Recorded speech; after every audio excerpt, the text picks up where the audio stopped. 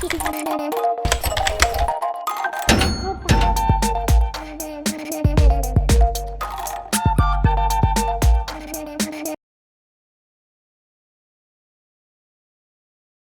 Everyone, welcome back to my YouTube channel trade with बनिया।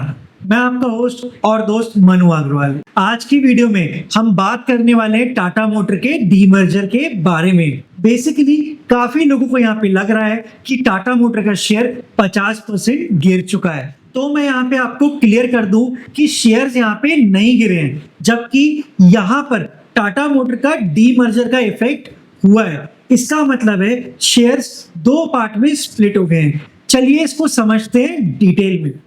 Basically 9 अक्टूबर 2025 को Tata motor company ने एक नोटिस इशू किया।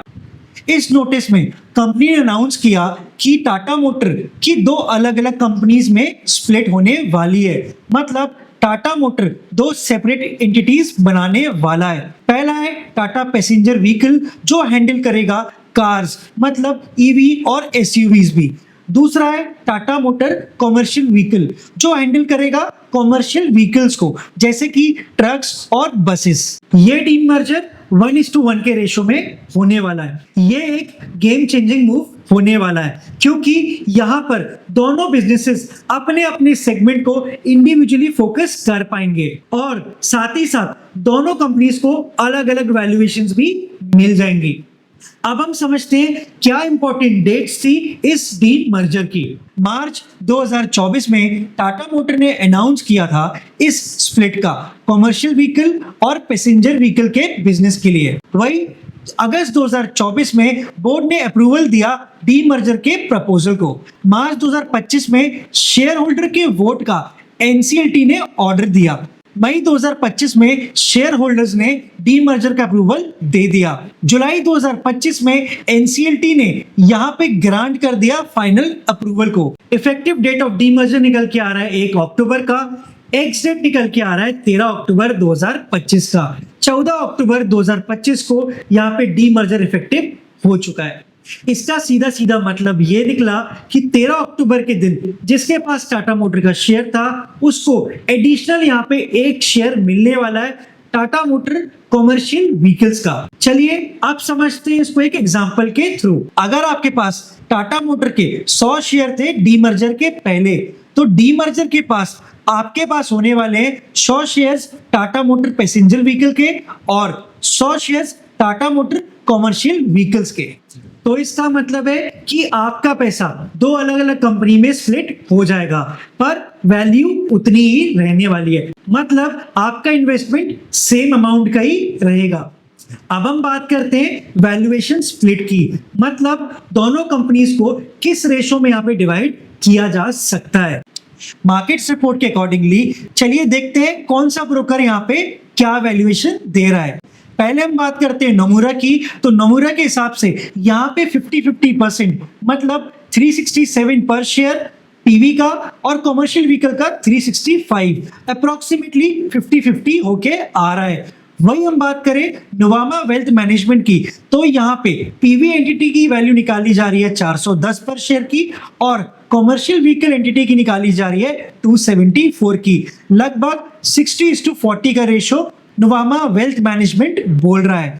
एग्जाम्पल लिया जाए कि अगर आपने 1 लाख का टाटा मोटर लिया था बिफोर डीमर्जर, तो यहाँ पर आपको कॉमर्शियल व्हीकल की वैल्यू दिख सकती है 40,000 से 50,000 के आसपास। और वही बात की जाए पैसेंजर व्हीकल की, तो उसकी वैल्यूएशन दिख सकती है 50,000 से 60,000 के आसपास। ये वैल्यूएशन आपको रिफ्लेक्ट करेगी आफ्टर डीमर्जर। अब बात करते हैं एसबीआई सिक्योरिटीज का यहाँ पे क्या सजेशन है। एसबीआई सिक्योरिटी के हिसाब से यहाँ पर नवंबर में हमको शेयर्स क्रेडिट होते हुए अकाउंट में देख सकते हैं। इनके हिसाब से 5 वैल्यूएशंस इन्होंने निकाली है शेयर की। चलिए समझते हैं। यहाँ पर मिनिमम वैल्यू जो निकल के आ रही है वो आ रही है 316 रुपए की और मैक्सिमम वैल्यू निकल के आ रही है 468 की। लगभग 320 से 470 के बीच में ये स्टॉक हमें लिस्ट होते हुए दिख सकता है। डीमर्जर के बाद यहाँ पर मार्केट एक्सपर्ट्स का मानना है कि शॉर्ट टर्म में वोलेटिलिटी देखने को मिल सकती है, स्पेशली टाटा मोटर के पैसेंजर व्हीकल सेगमेंट में। इसके मेजरली 2 रीजंस हैं। पहला यहाँ पे रीजन है जैगवार लैंड रोवर, मतलब JLR का अब प्रोडक्शन दोबारा स्टार्ट हो चुका है। पहले ये टेम्परेरी पॉज था, तो अब सप्लाई चेन और प्रोडक्शन दोनों को यहाँ पे कंपनी को बैलेंस करके चलाना पड़ेगा। दूसरा यहाँ पे रीजन है इंस्टीट्यूशनल इन्वेस्टर्स का यहाँ पे रीबैलेंस चल रहा है, मतलब एक इंस्टीट्यूशनल इन्वेस्टर यहाँ पे बाय कर रहा है और दूसरा यहाँ पे सेल कर रहा है, इसलिए हमको वोलेटिलिटी देखने को मिलती रहेगी। अब बात करते हैं म्यूचुअल फंड्स की कुछ हेवी बाइंग के बारे में। SBI कॉन्ट्रा फंड ने यहाँ पे 68 लाख शेयर्स बाय किए थे टाटा मोटर के। LIC की बात की जाए तो इन्होंने दो अलग अलग फंड में 1.8 लाख शेयर्स और 1.57 लाख शेयर्स यहाँ पे बाय किए हैं, जिससे हमें यह नजर आता है कि टाटा मोटर में अभी भी पोटेंशियल तो बचा हुआ है। अब बात करते हैं कि टाटा मोटर हमें हर साल किस डेट के अप्रोक्सीमेटली डिविडेंड देता था। हमको नेक्स्ट डिविडेंड अब इस स्टॉक में देखने को कब मिल सकता है। टाटा मोटर जनरली हर साल जून के Q1 में ही हमेशा डिविडेंड अनाउंस करता है। लास्ट डिविडेंड देखा जाए तो 6 रुपए पर शेयर का था 4 जून 2025 को। प्रीवियस ईयर की बात की जाए तो 6 रुपए पर शेयर का डिविडेंड यहाँ पे अनाउंस किया गया था 11 जून 2024 को।